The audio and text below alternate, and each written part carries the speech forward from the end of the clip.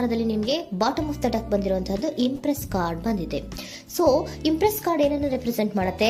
ಕೆಲವೊಂದು ರೀತಿಯ ನಿಮ್ಮ ಲವ್ ಲೈಫಿನ ವಿಚಾರದಲ್ಲಿ ಶಾಂತವಾಗಿರ್ಬೇಕು, ಸಮಾಧಾನವಾಗಿರ್ಬೇಕು, ಒಂದು ಪ್ರೀತಿ ಇರಬೇಕು ಅನ್ನುವಂತಹದ್ದು, ಮತ್ತೆ ಒಂದು ಸ್ಟೇಬಲ್ ಆಗಿರ್ಬೇಕು ಅನ್ನುವಂತಹ ರೀತಿಯಲ್ಲಿ ನೀವು ಆಲೋಚನೆಯನ್ನು ಮಾಡ್ತಾ ಇರುವಂತಹದ್ದು ಬಾಟಮ್ ಆಫ್ ದ ಡೆಕ್ ಅಲ್ಲಿ ರೆಪ್ರೆಸೆಂಟ್ ಆಗ್ತದೆ.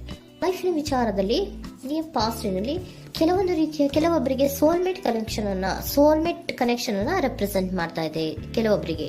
ಓಕೆನಾ? ನಿಮ್ಮ ಪ್ರೀತಿಯಲ್ಲಿ ಒಂದು ರೀತಿಯ ಬಾಂಡೇಜ್ ಇರುವಂತಹದ್ದು ರೆಪ್ರೆಸೆಂಟ್ ಆಗ್ತಾ ಇದೆ. ಹಾರ್ಮೋನಿಗಳು ಇರುವಂತಹದ್ದು ರೆಪ್ರೆಸೆಂಟ್ ಆಗ್ತದೆ ಕೆಲವೊಬ್ಬರಿಗೆ. ಓಕೆನಾ? ಮತ್ತೆ ಕೆಲವೊಬ್ಬರಿಗೆ ನಿಮ್ಮ ಲವ್ ಲೈಫ್ನ ವಿಚಾರದಲ್ಲಿ ಥರ್ಡ್ ಪಾರ್ಟಿ ಸಿಚುಯೇಷನ್ ಅನ್ನ ರೆಪ್ರೆಸೆಂಟ್ ಆಗ್ತಾ ಇದೆ. ಓಕೆನಾ? ಥರ್ಡ್ ಪಾರ್ಟಿ ಸಿಚುಯೇಷನ್ಸ್ ಅನ್ನ ರೆಪ್ರೆಸೆಂಟ್ ಮಾಡ್ತದೆ ನಿಯರ್ ಪಾಸ್ಟಿನಲ್ಲಿ ನಿಮಗೆ.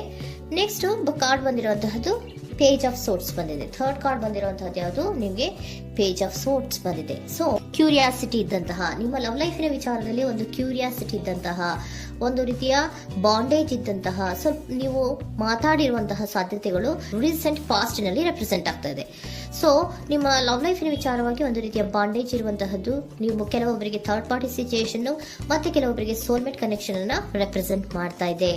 ಮತ್ತೆ ನಿಮ್ಮ ಲವ್ ಲೈಫಿನ ವಿಚಾರದಲ್ಲಿ ನೀವು ಮಾತಾಡಿರುವಂತಹದ್ದು ಕೂಡ ಕೆಲವೊಂದು ರೀತಿಯ ಮಾತುಕತೆಗಳ ಆಡಿರುವಂತಹದ್ದು, ಹೊಸ ಐಡಿಯಾಗಳನ್ನ ಮಾಡಿರುವಂತಹದ್ದು ಇಲ್ಲಿ ರೆಪ್ರೆಸೆಂಟ್ ಆಗ್ತದೆ. ಮೇ ಬಿ ನೀವು ಫ್ರೆಂಡ್ಸ್ ಗಳ ಮೂಲಕ ನೀವು ನಿಮ್ಮ ಪರ್ಸನ್ ಅನ್ನ ಭೇಟಿಯಾಗಿರಬಹುದು. ಯಾವುದೋ ಕೆಲವೊಂದು ಫಂಕ್ಷನ್ ಗಳಲ್ಲಿ ನೀವು ನಿಮ್ಮ ಪರ್ಸನ್ ಅನ್ನ ಭೇಟಿಯಾಗಿರುವಂತಹ ಸಾಧ್ಯತೆಗಳು ಇದೆ ಅನ್ನೋದನ್ನ ನಿಮ್ಮ ಪಾಸ್ಟಿನಲ್ಲಿ ರೆಪ್ರೆಸೆಂಟ್ ಮಾಡ್ತಾ ಇದೆ. ನೆಕ್ಸ್ಟ್, ಅಟ್ ಪ್ರೆಸೆಂಟಿನಲ್ಲಿ ಯಾಕೋ ನಿಮ್ಮ ಲವ್ ಲೈಫಿನ ವಿಚಾರದಲ್ಲಿ ಫೀಲಿಂಗ್ ಲೆಫ್ಟ್ ಔಟ್ ಆಗಿರುವಂತಹ ಸಾಧ್ಯತೆಗಳು ರೆಪ್ರೆಸೆಂಟ್ ಆಗ್ತಾ ಇದೆ. ಅಟ್ ಪ್ರೆಸೆಂಟಿನಲ್ಲಿ ಯಾಕೋ ಕೆಲವೊಂದು ರೀತಿಯ ಚಿಂತೆಗಳಿರುವಂತಹದ್ದು, ವರೀಸ್ಗಳಿರುವಂತಹದ್ದು, ಬೇಜಾರಿನಲ್ಲಿ ನಿಮ್ಮ ಲವ್ ಲೈಫಿನ ವಿಚಾರದಲ್ಲಿ ಇರುವಂತಹದ್ದು ರೆಪ್ರೆಸೆಂಟ್ ಆಗ್ತಾ ಇದೆ. ಯಾಕೆ ಅಂದ್ರೆ ನಿಮ್ಮ ಲವ್ ಲೈಫಿನ ವಿಚಾರವಾಗಿ ಕೆಲವೊಂದು ರೀತಿಯ ಬದಲಾವಣೆಗಳಾಗ್ತಾ ಇರುವಂತಹದ್ದು ರೆಪ್ರೆಸೆಂಟ್ ಆಗ್ತಾ ಇದೆ. ಯಾಕೋ ಕೆಲವೊಂದು ಚೇಂಜಸ್ಗಳಾಗ್ತಾ ಇರೋದ್ರಿಂದ ನೀವು ಬೇಜಾರಿನಲ್ಲಿ ಇರುವಂತಹದ್ದು. ನಿಮ್ಮ ಲವ್ ಲೈಫಿನ ವಿಚಾರವಾಗಿ ಯಾಕೋ ಪರಿಸ್ಥಿತಿಗಳು ಅಷ್ಟು ಚೆನ್ನಾಗಿಲ್ಲದೆ ಇರುವಂತಹದ್ದು ರೆಪ್ರೆಸೆಂಟ್ ಆಗ್ತಾ ಇದೆ. ಯಾಕೋ ಕೆಲವು ಬದಲಾವಣೆಗಳು, ಚೇಂಜಸ್ಗಳು ಆವಾಗಿಂದ ಆವಾಗಲೇ ಆಗ್ತಾ ಇರುವಂತಹದ್ರಿಂದ ನಿಮಗೆ ಬೇಜಾರಾಗಿರುವಂತಹದ್ದು ರೆಪ್ರೆಸೆಂಟ್ ಆಗ್ತಾ ಇರೋದು. ಮತ್ತೆ ಥರ್ಡ್ ಕಾರ್ಡ್ ಬಂದಿರುವಂತಹದ್ದು ಕ್ವೀನ್ ಆಫ್ ವ್ಯಾಂಡ್ಸ್ ಬಂದಿದೆ. ಸೊ ಕ್ವೀನ್ ಆಫ್ ವ್ಯಾಂಡ್ಸ್ ಏನಕ್ಕೆ ನಿಮಗೆ ಪದೇ ಪದೇ ಚೇಂಜಸ್ಗಳಾಗ್ತಾ ಇದೆ? ಆ ಚೇಂಜಸ್ಗಳಿಂದ ಯಾಕೋ ಕೆಲವೊಂದು ರೀತಿಯ ವೇರಿಯೇಷನ್ಗಳು ಆಗ್ತಾನೆ ಇರೋದ್ರಿಂದ ನಿಮಗೆ ಬೇಜಾರಾಗ್ತಾ ಇದೆ. ಸೊ ಅದಕ್ಕೋಸ್ಕರ ನೀವೇನ್ ಮಾಡ್ತೀರಾ? ಬಹಳ ಧೈರ್ಯವಾಗಿ ಕೆಲವೊಂದು ನಿರ್ಣಯಗಳನ್ನ ಮಾಡುವಂತಹ ಸಾಧ್ಯತೆಗಳು ಅಟ್ ಪ್ರೆಸೆಂಟ್ ನಲ್ಲಿ ರೆಪ್ರೆಸೆಂಟ್ ಆಗ್ತಾ ಇದೆ. ಬಹಳಷ್ಟು ಧೈರ್ಯದಿಂದ ಇಂಡಿಪೆಂಡೆಂಟ್ ಆಗಿ ಕೆಲವೊಂದು ನಿರ್ಣಯಗಳನ್ನ ಮಾಡಬೇಕು ಅನ್ನುವಂತಹ ಆಲೋಚನೆಗಳನ್ನ ಮಾಡ್ತಾ ಇರುವಂತಹದ್ದು ರೆಪ್ರೆಸೆಂಟ್ ಆಗ್ತಾ ಇದೆ. ಯಾಕೆ ಅಂದ್ರೆ ಆವಾಗಿಂದಾಗೆ ನಿಮ್ಮ ಲವ್ ಲೈಫಿನ ವಿಚಾರದಲ್ಲಿ ತುಂಬಾ ಏರುಪೇರುಗಳಾಗ್ತಾ ಇರೋದ್ರಿಂದ ಆ ವಿಚಾರದಲ್ಲಿ ಸ್ವಲ್ಪ ಬೇಜಾರುಗಳು ಇರುವಂತಹದ್ದು ರೆಪ್ರೆಸೆಂಟ್ ಆಗ್ತದೆ. ಇನ್ ಇಮಿಡಿಯೇಟ್ ಫ್ಯೂಚರಿನಲ್ಲಿ ಯಾಕೋ ನೀವು ಕೆಲವೊಂದು ವಿಚಾರಗಳಲ್ಲಿ ನೋಡಿ ಆತಂಕ ಪಡ್ತಾ ಇರುವಂತಹ, ಎಗೇನ್ ಬೇಜಾರನ್ನ ಪಡ್ತಾ ಇರುವಂತಹದ್ದು, ನಿದ್ರಾಹೀನತೆಯನ್ನ ಮಾಡ್ಕೋತಾ ಇರುವಂತಹದ್ದು, ಸ್ಟ್ರೆಸ್ಸಿನಲ್ಲಿ ಇರುವಂತಹದ್ದು ರೆಪ್ರೆಸೆಂಟ್ ಆಗ್ತಾ ಇದೆ. ಕೆಲವೊಂದು ನಿರ್ಣಯಗಳನ್ನು ತಗೊಳ್ಳುವಂತಹ ಸ್ಟ್ರೆಸ್ಗಳಲ್ಲಿ ಇರುವಂತಹದ್ದು ಕೆಲವೊಬ್ಬರಿಗೆ ಯಾಕೋ ಇಮಿಡಿಯೇಟ್ ಫ್ಯೂಚರ್ ನಲ್ಲಿ ಕೂಡ ರೆಪ್ರೆಸೆಂಟ್ ಆಗ್ತಾ ಇದೆ. ಆದ್ರೆ ಫ್ಯೂಚರ್ ನಲ್ಲಿ ನೀವು ಏನ್ ಮಾಡ್ಬೇಕಾಗಿತ್ತು? ಸೊ ಕ್ವಿಕ್ ಥಿಂಕಿಂಗ್ ಅನ್ನ ಮಾಡ್ಬೇಕಾಗಿತ್ತು. ಕೆಲವು ವಿಚಾರಗಳ ಬಗ್ಗೆ ನೀವು ಫೋಕಸ್ ಅನ್ನ ಮಾಡ್ಬೇಕಾಗಿತ್ತು. ಏನಾಗ್ತಾ ಇದೆ ನಮ್ಮ ಲವ್ ಲೈಫಿನ ವಿಚಾರದಲ್ಲಿ ಅನ್ನೋದನ್ನ ಫೋಕಸ್ ಅನ್ನ ಮಾಡಿದ್ರೆ ನಿಮ್ಮ ಲವ್ ಲೈಫಿನ ವಿಚಾರದಲ್ಲಿ ಕೆಲವೊಂದು ರೀತಿಯ ಫುಲ್ಫಿಲ್ಮೆಂಟ್ಗಳು, ಸಮಾಧಾನಗಳು, ಖುಷಿಗಳು ಇರುತ್ತೆ. ಯಾವಾಗ ನೀವು ಫೋಕಸ್ ಅನ್ನ ಮಾಡೋದಿಲ್ವೋ ಆಗ ನಿಮ್ಗೆ ಮತ್ತಷ್ಟು ಆತಂಕಗಳು, ಬೇಜಾರುಗಳು ಆಗುವಂತ ಸಾಧ್ಯತೆಗಳು ಇದೆ. ಇದು king of swords, nine of swords ಇನ ಕ್ಲಾರಿಫಿಕೇಶನ್ ಕಾರ್ಡ್ ಅಷ್ಟೇ. ಅಂದ್ರೆ ಏನು? ನೀವು ಕೆಲವೊಂದು ವಿಚಾರಗಳಲ್ಲಿ ಫೋಕಸ್ ಅನ್ನ ಮಾಡಬೇಕು. ಲವ್ ಲೈಫಿನ ವಿಚಾರಗಳಲ್ಲಿ ಫೋಕಸ್ ಅನ್ನ ಮಾಡಿ ಕೆಲವೊಂದು ರೀತಿಯ ಆಕ್ಷನ್ಸ್ ಗಳನ್ನ ತಗೊಂಡ್ರೆ ಫುಲ್ಫಿಲ್ಮೆಂಟ್ ಗಳಾಗುವಂತಹ, ಸಮಾಧಾನಗಳಾಗುವಂತಹ, ಖುಷಿಗಳಾಗುವಂತಹ ಸಾಧ್ಯತೆಗಳು ಇದೆ. ಕರೆಕ್ಟ್ ಆಗಿ ಮಾತಾಡಬೇಕು. ಏನ್ ಮಾತಾಡಬೇಕು ನಿಮ್ಮ ಲವ್ ಲೈಫಿನ ವಿಚಾರವಾಗಿ ಕರೆಕ್ಟ್ ಆಗಿ ಮಾತಾಡಿ ಕೆಲವೊಂದು ರೀತಿಯ ಕ್ಲಿಯರ್ ಥಿಂಕಿಂಗ್ ಅನ್ನ ಮಾಡಿ ಕ್ವಿಕ್ ಆಕ್ಷನ್ಸ್ ಅನ್ನ ತಗೊಳ್ಳುವಂತಹದ್ದು ರೆಪ್ರೆಸೆಂಟ್ ಆಗ್ತಾ ಇದೆ.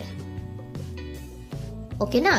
ಇದಿಷ್ಟು ನಿಮ್ಮ ಕಾರ್ಡ್ಸ್ ನ ರೀಡಿಂಗು. ನೆಕ್ಸ್ಟ್, ಏಂಜಲ್ ಗೈಡೆನ್ಸ್ ನಿಮ್ಗೆ ಏನ್ ಹೇಳ್ತಾ ಇದ್ದಾರೆ ಅನ್ನೋದನ್ನ ನೋಡೋಣ. ನಿಮ್ಮ ಲವ್ ಲೈಫಿನ ವಿಚಾರವಾಗಿ ಏಂಜಲ್ ಗೈಡೆನ್ಸ್ ಏನ್ ಕೊಡ್ತಾ ಇದ್ದಾರೆ? ವೇಟ್ ಅಂತ ಹೇಳ್ತಾ ಇದ್ದಾರೆ. ಸ್ವಲ್ಪ ತಾಳ್ಮೆಯಿಂದ ಇರೋ.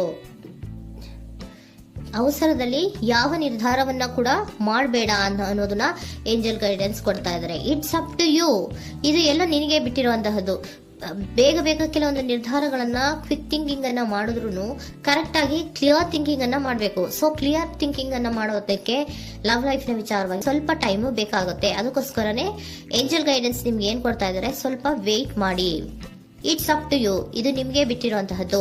ಪರ್ಫೆಕ್ಟ್ ಟೈಮಿಂಗ್, ಕೆಲವೊಂದು ವಿಚಾರಗಳಿಗೆ ಪರ್ಫೆಕ್ಟ್ ಟೈಮಿಂಗ್ ಅನ್ನೋದು ಅಥವಾ ಡಿವೈನ್ ಟೈಮಿಂಗ್ ಅನ್ನೋದು ಬರಬೇಕು. ಆಗ ಕೆಲವೊಂದು ನಿರ್ಣಯಗಳನ್ನ ಮಾಡಬಹುದು. ಸ್ವಲ್ಪ ನೀವು ಈಗ ಯಾವುದೇ ರೀತಿಯ ಅವಸರದ ನಿರ್ಧಾರಗಳನ್ನು ಮಾಡೋದು ಬೇಡ ಅಂತ ಹೇಳ್ತಾ ಇದ್ದಾರೆ. ಓಕೆ, ಸರೆಂಡರ್ ಕಾರ್ಡ್ ಏನ್ ಹೇಳ್ತಾ ಇದ್ದಾರೆ ಅನ್ನೋದನ್ನ ನೋಡೋಣ. So surrender frustration doesn't open any doors. The key to resolving a dilemma, dissolving a block, is to take a breath, center yourself and regroup so may approach the situation more calmly. Frustration, ಹತಾಶೆ ಅನ್ನೋದು ಮಾಡ್ಕೋಬೇಡಿ.